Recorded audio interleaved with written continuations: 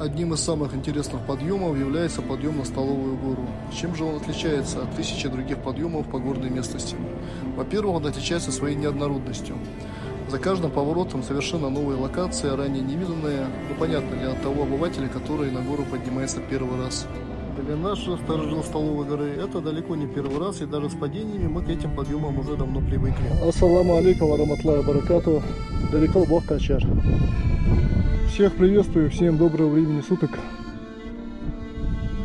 Очередной подъем на Столовую гору, Мяхтулам на ингушском языке.